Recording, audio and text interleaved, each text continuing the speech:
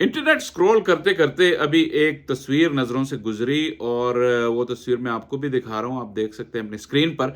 ये इंडियन शहर विशाखापट्टनम का एक क्रिकेट स्टेडियम है और मुझे बड़ी हैरत हुई और दुख भी हुआ कि जब मैंने सोचा कि क्या मैं इसको कंपेयर करूं कि पाकिस्तान के किसी स्टेडियम का इतना आला इंफ्रास्ट्रक्चर है, हालांकि ये विशाखापट्टनम है।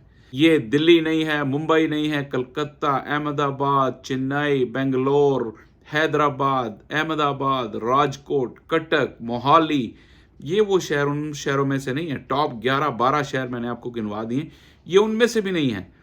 लेकिन फिर भी इतने दुख की बात है कि पाकिस्तान का कोई स्टेडियम जो है उसका इंफ्रास्ट्रक्चर इतना मॉडर्न भी नहीं है जितना विशाखापट्टनम का है। ये एक ज़बरदस्त सवालिया निशान है और आपने मेरी वीडियोस देखी हैं। मैंने पाकिस्तानी स्टेडियम्स पे एक सीरीज़ की है कि वो उनकी क्या हालत है। वो लिंक मैं शेयर कर देता हूँ डिस्क्रिप्शन में, including the one about Arbab Niaz stadium. मैं वो बताता रहा हूँ कि उन स्टेडियम्स में करंटली क्या फैसिलिटीज़ हैं और मॉडर्न दुनिया कहाँ से कहाँ जा चुकी है और क्या फैसिलिटीज़ चाहिए। नॉट लीस्ट विद डिज़ाइन, मतलब डिज़ाइन से शुरू कर लें। जो बेसिक चीज़ है वही इतने आउटडेटेड हैं पाकिस्तानी स्टेडियम्स के कि आप, जैसे मैंने कहा, अभी इंडिया के टॉप 12 शहरों को छोड़ के विशाखापट्टनम के साथ भी कंपेयर नहीं कर सकते। तो ये इंफ्रास्ट्रक्चर की पाकिस्तान में हालत है। और एक, मैंने इंडिया के इतने शहर आपको गिनवाए, पाकिस्तान में 4 ही स्टेडियम है इस वक्त जो इंटरनेशनल क्रिकेट जहाँ पे होती है। और इस सीज़न में भी और पिछले सीज़न में भी ऐसा हुआ कि जब इंटरनेशनल अंडर 19 टीमें आई तो कोई वेन्यू नहीं मिला। पिछले साल बांग्लादेश को फैसलाबाद में खिलाया गया, जिसको इस काबिल भी नहीं समझा जाता कि वहाँ फर्स्ट क्लास के मैचेस कराए जाएं, लेकिन अंडर 19 इंटरनेशनल वहाँ करा दिए गए। और इस साल श्रीलंका अंडर 19 की पूरी सीरीज जो है वो नेशनल स्टेडियम में करा दी गई, इसलिए कि बाकी कोई ग्राउंड ही नहीं था। तो ये पाकिस्तान में इंफ्रास्ट्रक्चर की तरफ तवज्जो कौन देगा? बदकिस्मती से हमारा मेन स्ट्रीम मीडिया भी जो है वो इस टॉपिक को हाईलाइट नहीं करता और इस इशू को नहीं उठाता कि पाकिस्तान जैसे बड़े मुल्क में जब पिछले स्ट्रक्चर में 6 टीमें बनी थी तो बड़े लोगों के कानों से धुएं तो निकले थे कि यार ये 6 टीमें, इतना बड़ा मुल्क और सिर्फ 6 टीमें, ये क्या बात हुई। लेकिन उनमें से भी किसी ने आज तक नहीं कहा कि इतना बड़ा मुल्क और सिर्फ 4 स्टेडियम, ये कैसे हो सकता है। तो ये एक हिपोक्रेसी है। अब क्रिकेट पाकिस्तान के तुलो अर्ज में खेली जाती है और इस बात से मैं एग्री करता हूं कि हम, जाहिर है कि वन स्पोर्ट नेशन है, सिर्फ क्रिकेट ही खेलते हैं। तो हमारी क्रिकेट तो आप कराची से लेके खैबर तक और फिर क्वेटा से लेके आप वजीरिस्तान तक जहां भी जाएं आपको क्रिकेट ही क्रिकेट मिलेगी। लेकिन सिर्फ 4 स्टेडियम इंटरनेशनल, वो भी आउटडेटेड डिज़ाइन के साथ, आउटडेटेड फैसिलिटीज़ के साथ। तो कौन है जो इस चीज़ को एक एम लेकर आएगा कि यार हमने ये स्टेडियम ठीक करने हैं और बढ़ाने हैं। हम जितनी मर्जी ज़्यादा डोमेस्टिक टीमें कर लें, अगर हमें हर टीम को एक स्टेडियम नहीं दे सकते उनका अपना, तो फिर हमें ज़्यादा टीमों वाला डोमेस्टिक करवाना भी नहीं चाहिए, क्योंकि उसकी क्वालिटी इतनी ही गंदी होगी जितनी कि अभी आप देख रहे हैं कि जो प्रेसिडेंट ट्रॉफी डिपार्टमेंट्स का एक टूर्नामेंट हो रहा है वो सारा सिर्फ कराची में हो रहा है। हम इस चीज़ को एक्सक्यूज़ बनाते हैं कि जी जनवरी, फरवरी और दिसंबर में जो है वो नॉर्थ में क्रिकेट हो नहीं सकती, लेकिन ऐसा नहीं है। पहले सारी ज़िंदगी नॉर्थ में क्रिकेट होती रही है। You have to find the right venues. इसके अलावा साउथ में आपके पास कराची है, मुल्तान है, बहावलपुर है। बहावलपुर, मैं आपको बताऊं रिकॉर्ड के लिए, कि वो पहला शहर है जो करंट मौजूदा पाकिस्तान में जो टेस्ट मैच, पहला टेस्ट मैच हुआ वो बहावलपुर में हुआ था।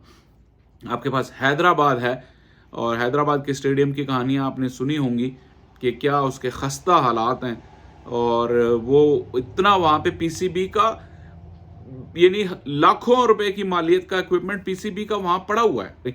जो पीसीबी के क्यूरेटर्स हैं, जब उनसे वक्तन फ़वक्तन हमारी मुलाकात होती है तो वो ये बताते हैं कि हैदराबाद में पीसीबी का कितनी मालियत का इक्विपमेंट वहाँ पड़ा हुआ है। लेकिन उस स्टेडियम के मैं आपको तस्वीरें दिखा रहा हूँ, आप देखेंगे कि उसके हालात बुरे हैं। तो साउथ में भी सिर्फ कराची नहीं है हमारे पास। हम क्रिकेट कराना तो चाहते हैं डोमेस्टिक और इंटरनेशनल, लेकिन इसकी जो बेसिक इंग्रेडिएंट है या जो बेसिक लवाजमात हैं उनमें से इंफ्रास्ट्रक्चर है, जिसमें स्टेडियम्स हैं, उसकी तरफ कोई तवज्जो नहीं है। और अगर हम जल्दी इस तरफ तवज्जो नहीं करेंगे तो पीएसएल हमारा एक ब्रांड है जो हर साल होता है, वो भी अगर ये 4 वेन्यूज़ तक महदूद हो गया तो एक यकसानियत आ जाएगी उसमें। अभी भी हमने देखा है कराची में क्राउड्स कम आते हैं। जो कराची की स्टेडियम की जो हालत है वो मैं आपको पहले बयान कर चुका हूँ, जिसमें मैं क्राउड को दोष नहीं दूंगा। 20 ओवर्स के एंटरटेनमेंट के खातिर फिर आ जाते हैं। लेकिन जो बड़ी क्रिकेट होती है, इवन डोमेस्टिक क्रिकेट में, बल्कि कल भी इंडिया के एक ग्राउंड की फुटेज शेयर हुई जहां डोमेस्टिक क्रिकेट में हाउसफुल था, फर्स्ट क्लास क्रिकेट में, वाइट किट में। कलर किट में तो हमारे यहाँ भी अगर सही तरीके से कराए जाते हैं तो क्राउड्स आते हैं। तो वही बात फिर घूम फिर के आती है कि कौन पाकिस्तान क्रिकेट बोर्ड में इस चीज़ का बेड़ा उठाएगा और इस चीज़ को चैलेंज समझते हुए वो कबूल करेगा कि हमने पाकिस्तान में स्टेडियम्स बनाने हैं, और ऐसे मॉडर्न स्टेडियम बनाने जहाँ खेलने वाले तो खेलने वाले, जो देखने वाले हैं, क्योंकि असल आपके स्टेक होल्डर्स वो भी हैं। एक तो हमारे मुल्क में ये भी बदकिस्मती है कि हमने स्टेक होल्डर्स बहुत लिमिटेड कर दिए हैं। स्टेक होल्डर्स कौन हैं क्रिकेट के? पीसीबी हैं, प्लेयर्स हैं, डिपार्टमेंट्स हैं और स्पॉन्सर्स हैं, बस। और स्पॉन्सर्स की भी एक कहानी अब लगे हाथों बात निकली है, तो मैं आपको बताऊं, पिछले दिनों मैंने एक तस्वीर शेयर की अपने ट्विटर पे कि न्यूजीलैंड का डोमेस्टिक क्रिकेट हो रहा है और वहाँ पे उनका स्पॉन्सर है कतर एयरवेज, दुनिया का बड़ा ब्रांड। हमारी इंटरनेशनल क्रिकेट में विद ऑल ड्यू रिस्पेक्ट हमारे पास कौन से स्पॉन्सर्स होते हैं? ब्राइटो, जे डॉट, गो लूट लो, इस तरह के लोकल छोटे छोटे ब्रांड्स। तो वो क्या इन्वेस्टमेंट लेकर आएंगे, क्या आपकी वो प्रोडक्ट की वैल्यू लगाएंगे? जिस तरह ज़ाहिर है पाकिस्तान की इकॉनमी ड्विंडल कर रही है, तो कौन है वो शख्स जो ये इन चीज़ों का जिम्मा लेगा और इन चीज़ों को बेहतरी की तरफ लेके जाएगा? क्योंकि क्रिकेट ऑन द ग्राउंड तो पाकिस्तान में स्टैंडर्ड दुनिया में किसी से कम नहीं है, मैं हमेशा ये बात कहता हूँ। लेकिन अगर हम उसको बेहतर तरीके से ऑर्गेनाइज करेंगे तो ज़्यादा पैसा आएगा, वो पैसा प्लेयरों को मिलेगा, प्लेयरों के अलावा जो इंडस्ट्री है वो सब फ्लरिश होगी और एक तरह से इकोनॉमिकल ग्रोथ भी होगी। ये स्पोर्ट्स और इकोनॉमिक्स का एक और टॉपिक है, उस पर पिछले दिनों कुछ बात की बाजिद खान ने, काफ़ी ड्राई टॉपिक है, मुझे नहीं लगता कि उसको कोई व्यूअरशिप मिलेगी, लेकिन पर्सनल सेटिस्फेक्शन के लिए मैं उस टॉपिक पे भी एक वीडियो ज़रूर बनाऊंगा।